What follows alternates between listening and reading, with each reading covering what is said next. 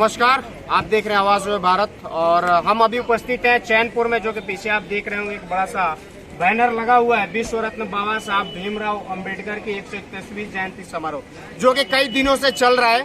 वो कार्यक्रम आज सुबह से ही यहाँ पे कार्यक्रम चैनपुर हाई स्कूल में चल रहा। हाथी घोड़े बाजे गाजे के साथ तमाम अलग अलग पंचायतों से लोग आए थे और यहाँ पे कार्यक्रम में सम्मिलित हुए, शरीक हुए, भाग लिए। हमारे साथ उपस्थित हैं सुनील गौतम जी, जो कि यूपी से चल करके यानी प्रयागराज से आए हुए हैं यहाँ पे मुख्य अतिथि के रूप में। तो इनसे बात करते हैं, कार्यक्रम का उद्देश्य क्या है, लोगों के बीच क्या संदेश देना चाहते हैं, तमाम चीजें इनसे हम बात करते हैं। सबसे पहले हमारे चैनल में आपका स्वागत है। बहुत बहुत धन्यवाद। सुनील जी, जो कार्यक्रम यहाँ पे सुबह से रखा गया है, अभी शाम होने को आ गया है और यहाँ पे कार्यक्रम जो सिलसिला जारी है, तो क्या उद्देश्य जो जयंती का है, क्या उद्देश्य इस किस्मत प्रखंड में देना चाहते हैं?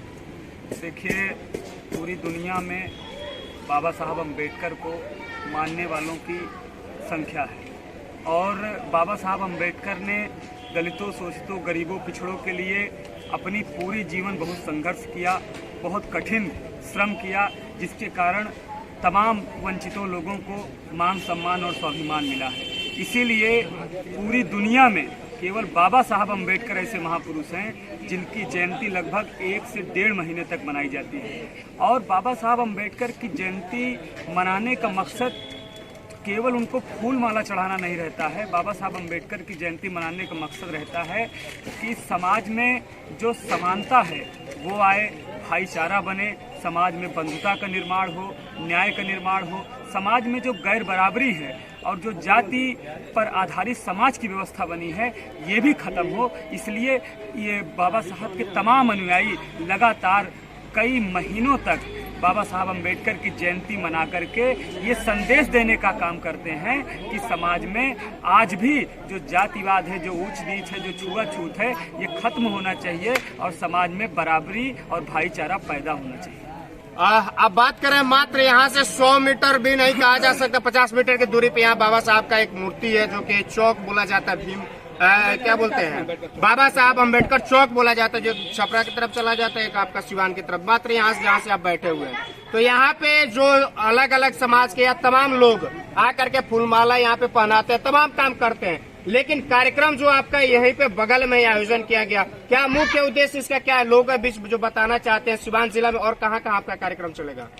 देखिए, कार्यक्रम तो हर जिले में छोड़ दीजिए, हर ग्राम पंचायतों में ये कार्यक्रम हो रहे हैं और बाबा साहब अम्बेडकर को केवल वहाँ पे पुष्प चढ़ाने के बाद यहाँ पे लोग बाबा साहब अम्बेडकर के विचारों को समझने के लिए आते हैं, क्योंकि बाबा साहब अम्बेडकर स्वयं इस बात को कहते हैं कि मेरी पूजा मत करना, मेरे जो बताए हुए रास्ते हैं, जो बताया हुआ मार्ग है, उस पे चलने का प्रयास करना, क्योंकि जब तुम उस पे चलोगे तभी तुम्हारा भला हो सकेगा। मेरी पूजा करके, मेरे ऊपर माला चढ़ा करके तुम समाज का भला नहीं कर सकते, ना समाज को आगे बढ़ा सकते। तो साफ तौर पे आपने सुना, इनका कहना है कि जो फूलमाला पहनाने से और ये कर देने से ही काम नहीं होता है। यहाँ पे जो इनकी सोच थी अम्बेडकर साहब की, वो लोगों के बीच जानी चाहिए, वो संदेश पहुंचना चाहिए। हमारे पास ये हमारे साथ उपस्थित है गौतम जी, जो कि यहीं के निवासी हैं, समाज सेवी भी हैं। तो इनसे हम बात करते हैं। यहाँ पे ये भी उपस्थित हुए हैं, हर कार्यक्रम में जो भी खास तौर से आयोजन होता है उसमें शरीक होते हैं। गौतम जी, जो आप यहाँ पे उपस्थित हुए हैं, तो ये जो बाबा साहब अम्बेडकर का जो यहाँ पे कार्यक्रम रखा गया है, क्या इसका मूल उद्देश्य क्या है? बहुत बहुत धन्यवाद। यह तो इतना बड़ा कार्यक्रम है कि भारत जैसे महान देश, जिसका संविधान कई बड़े बड़े देशों से लेकर के और उसका निचोड़ निकाल करके बाबा साहब भीमराव अम्बेडकर भारत संविधान बनाकर अपनी कृतियों के बदौलत अमर हो गए, सृष्टि में अमर हो गए, भारतीय लोकतंत्र में अमर हो गए। यहाँ तक है कि पिछड़ों के अलावा, दलितों के अलावा सवर्णों में भी अमर हो गए। भले जातिगत भावना से कुछ लोग उनका कदर नहीं करें, लेकिन वो अमर है।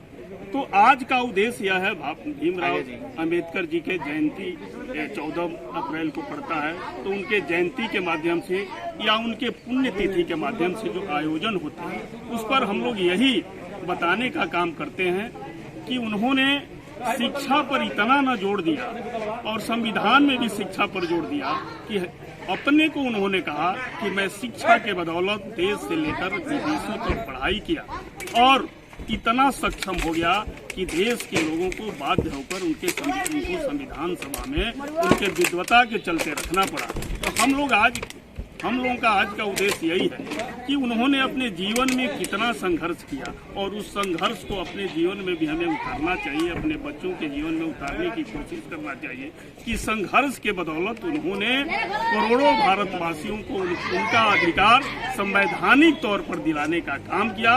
और इतना एक महान व्यक्ति ही कर सकता है। और यह भारत के साथ साथ भारतीय लोगों के लिए एक कल्याणकारी कार्यक्रम है। तो आज हम लोग उनके जयंती के माध्यम से यहाँ पर जितने हजारों कई हजार यहाँ पर पुरुष और महिलाएं बच्चे थे, सबको हमने माल्यार्पण के बाद एक आम सभा में यह जो हो रही है उसके माध्यम से हमारे करीब 25-30 वक्ताओं ने उनके जीवनी पर प्रकाश डाला, उनके कृतियों पर प्रकाश डाला, उनके संघर्षों पर प्रकाश डाला और उनकी सफलताओं पर प्रकाश डाला और उनका अनुसरण करके कहा गया कि हम सब लोग उनका यदि अनुसरण करेंगे तो हम लोग भी अपने जीवन में बहुत ऊंचाइयों तक जा सकते हैं, सफल हो सकते हैं। तो हम लोग उनका अनुसरण अपने जीवन की सफलता के लिए कर रहे हैं और उनके संदेशों का गुणगान कर रहे हैं। तो साफ तौर पे आपने सुना गौतम जी का कहना है कि इनका अनुसरण करना चाहिए हमें और हमारे आने वाली पीढ़ी को भी, ताकि सीख मिल सके कि किस तरह से इनका आजादी से लेकर के और तमाम चीजों में इनका जो योगदान रहा है उस पर प्रकाश डाला गया यहाँ पे वक्ताओं के द्वारा, तमाम लोगों के द्वारा। तो चलिए इसी तरह से आप हमारे साथ जुड़े रहें और बने रहें। फिलहाल हमारे साथ जुड़ने के लिए आप सभी का बहुत बहुत धन्यवाद।